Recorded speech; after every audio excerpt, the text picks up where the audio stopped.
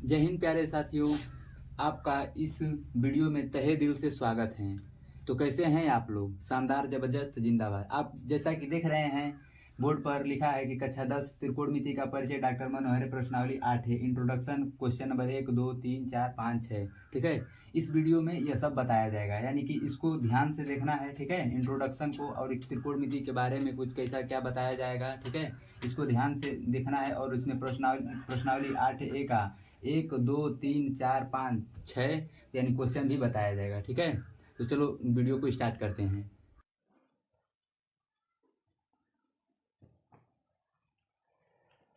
जय हिंद प्यारे साथियों, बीएमटी में आपका स्वागत है। तो कैसे हैं आप लोग? शानदार, जबरदस्त, जिंदाबाद। तो आज हम त्रिकोणमिति अध्याय 8A स्टार्ट करने वाले हैं, जो कि बोर्ड एग्जाम के लिए बहुत ही इम्पोर्टेंट है। इसका हम कुछ परिचय पढ़ेंगे, त्रिकोणमिति के बारे में पढ़ेंगे, फिर उसके बाद हम सवाल को लगाएंगे। ठीक है, तो चलो स्टार्ट करते हैं। जैसे कि अब त्रिकोणमिति में पढ़ेंगे हम कुछ, जैसे कि मान के चलो एक समकोण त्रिभुज है।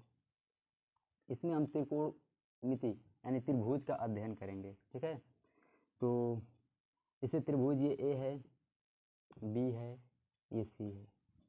इसमें जो त्रिभुज दिख रहा है बी, त्रिभुज में एंगल बी दिख रहा है, ये 90 डिग्री रहेगा।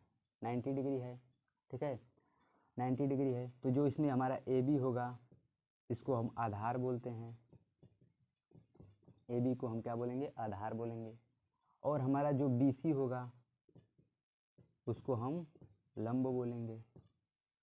और जो एंगल बी के सम्मुख भुजा होगा, एंगल बी के सामने वाली भुजा, बड़ी भुजा, इसको हम कर्ण बोलेंगे। तो ए सी हमारा क्या होता है? कर्ण होता है। ए सी हमारा कर्ण होता है। ठीक है, तो हम जान गए कि एक ट्रायंगल होता है जिसमें बी एंगल जो है हमारा समकोण है। एंगल ए और एंगल सी न्यून कोण है। एंगल ए और एंगल सी न्यून कोण है। तो एंगल ए और एंगल सी दोनों हमारे न्यून कोण हैं। न्यून कोण जो 90 अंश से क्या होता है? छोटा होता है हमेशा। ठीक है, और एंगल बी जो है समकोण है। एंगल बी जो है हमारा समकोण है, यानी कि 90 डिग्री। ठीक है, तो यहाँ से हमको इस त्रिभुज के बारे में पढ़ना है, यानी जो पहली प्रश्नावली है इसी पर आधारित है, तो इसको ध्यान से देखना है। ठीक है, अगर इसको ध्यान से समझ लिए तो प्रश्नावली पहली खत्म हो जाएगी आसानी से। तो जैसे कि मान के चलो कि एक त्रिभुज, जैसे कि ए बी सी त्रिभुज है। ए बी सी एक त्रिभुज है, उसमें जो बी समकोण है, ए बी को हम नीचे वाला जो रहेगा उसको आधार बोलेंगे, यानी ए बी को आधार बोलेंगे। और बी सी को हम क्या बोलेंगे? लंब बोलेंगे। और ए सी को कर्ण बोलेंगे। ठीक है, इसी में हम साइन, कॉस और टेन के बारे में जिक्र करेंगे। तो चलो देखते हैं कि साइन क्या होता है। ठीक है, साइन, मान के चलो कि ए हमारा कोई कोण है जो थीटा है, एंगल ए जो हमारा थीटा है, तो हमारा साइन थीटा। ठीक है, कोस थीटा, टेन थीटा, इनके बारे में जानेंगे कि साइन थीटा क्या होते हैं, कॉस थीटा क्या होते हैं, टेन थीटा क्या होते हैं। साइन थीटा, कॉस थीटा और टेन थीटा क्या होते हैं, इनको हम जानेंगे। जैसे साइन थीटा का मतलब है, यानी साइन थीटा का बराबर, तो यानी कि साइन थीटा लंब बटा में कर्ण होता है। तो साइन थीटा यानी कि लंब बटा में कर्ण होता है। साइन थीटा यानी लंब बटा में कर्ण। चलो, तो लंब को हम लिख सकते हैं बी सी, क्योंकि हमारा लंब है। ये हमारा आधार है। ठीक है, हिल रहा है ना? ये हमारा कर्ण है। ठीक है, तो यानी कि लंब बटा में कर्ण, लंब को हम क्या लिख सकते हैं? तो बी सी लिख सकते हैं। लंब को हम लिखेंगे बी सी, और कर्ण को क्या लिखेंगे? ए सी। तो बी सी बटा में ए सी। साथ साथ नोट बनाते चलिएगा अपने कापी कलम लेकर के। ठीक है, नहीं तो फिर समझ में नहीं आएगा ये। और कॉस कॉस थीटा बराबर क्या होगा? तो कॉस थीटा बराबर होता है आधार बटा में, आधार बटा में कर्ण होता है। कॉस थीटा बराबर क्या होता है? आधार बटा में कर्ण। तो आधार क्या है हमारा? तो आधार देखो नीचे वाला जो होता है आधार होता है, तो आधार को हम बोलेंगे ए बी। तो कर्ण को क्या बोलेंगे? यानी कि ए सी। तो कर्ण हमारा क्या है? ए सी है। कर्ण हमारा ए सी है, ये है। टेन थीटा क्या होता है? तो टेन थीटा जो होता है हमारा लंब बटा आधार, लंब बटा आधार, लंब बटा आधार होता है। तो लंब हमारा क्या है, तो लंब जो है हमारा BC है, आधार क्या है हमारा AC है। तो ये फार्मूला है, ठीक है। तो इसको याद करना, साइन थीटा को, साइन को हम क्या बोलते हैं, तो साइन को हम ज्या बोलते हैं, हिंदी में साइन को ज्या बोलते हैं, ठीक है। ज्या मतलब होता है साइन। कॉस को क्या बोलते हैं, तो को ज्या बोलते हैं, को ज्या बोलते हैं, ठीक है। तो टेन को क्या, तो स्पर्श ज्या, स्पर्श ज्या बोलते हैं। टेन को हम स्पर्श ज्या बोलते हैं, ठीक है।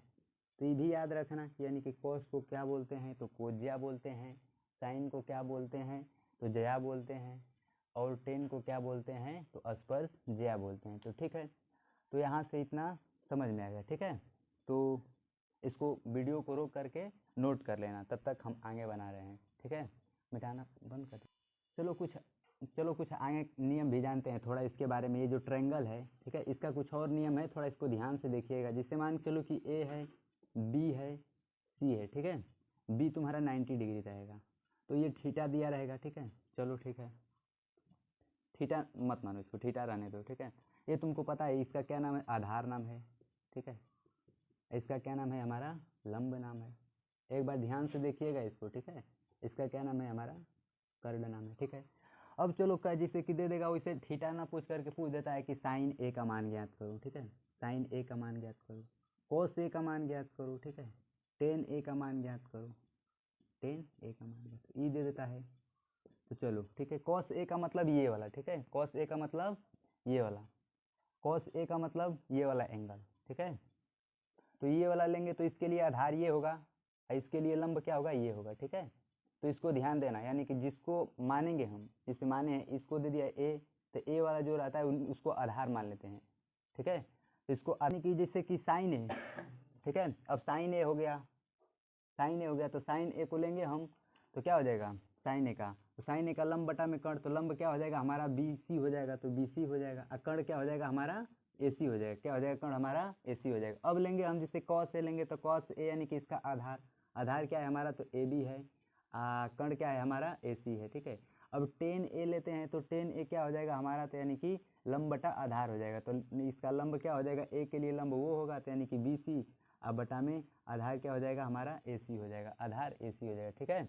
अब जैसे कि साइन C हो गया, कॉस C हो गया, ठीक है, कॉस C हो गया, ठीक है। ए बी होगा, ठीक है।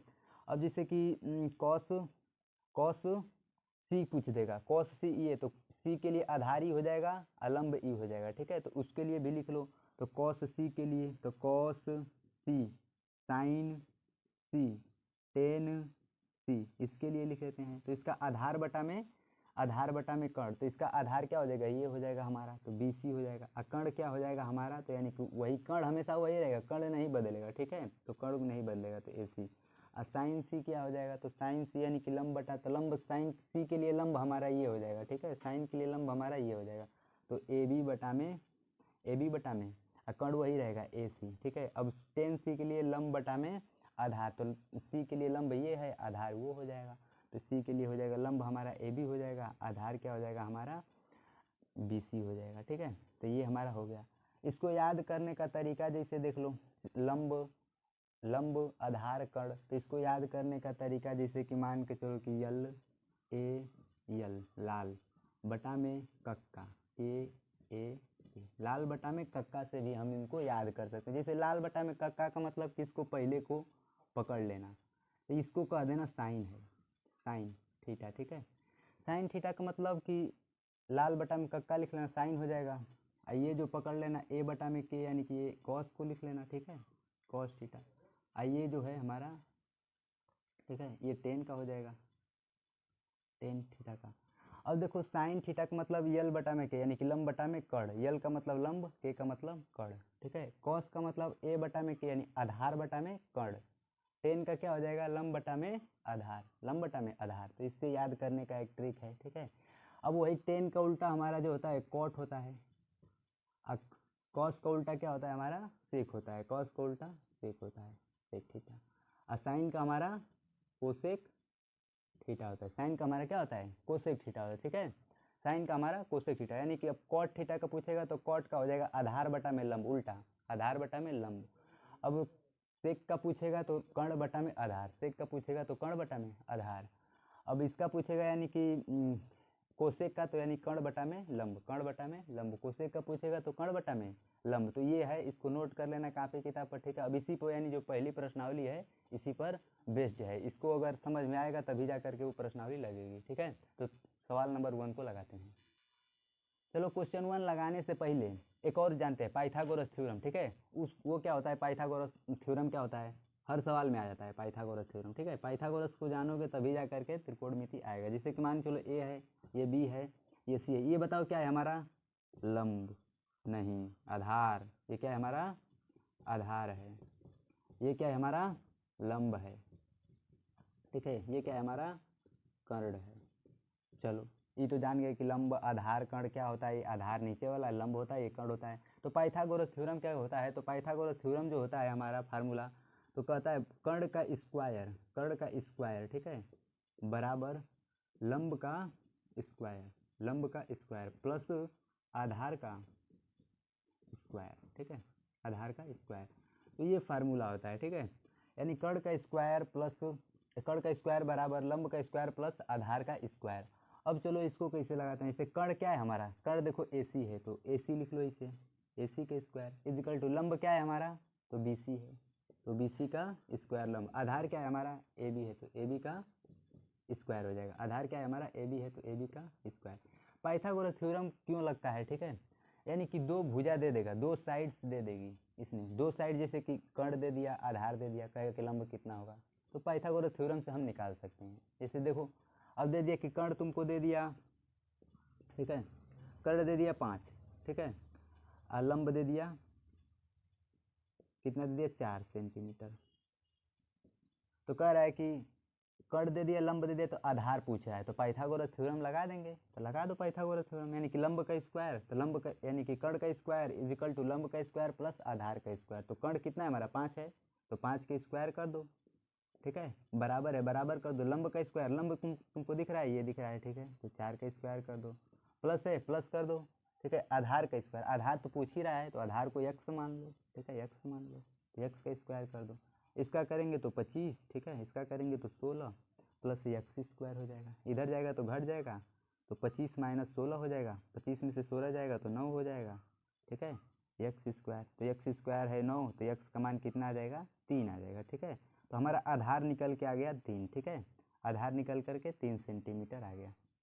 तो इससे हम निकाल सकते हैं, यानी कि आधार 3 सेंटीमीटर आ गया, लंब 4 सेंटीमीटर दिया था, और कर्ण कितना दिया था, 5 सेंटीमीटर। तो पाइथागोरस थ्योरम का यही नियम है, ठीक है, दो भुजा दे देगा, एक भुजा पूछेगा।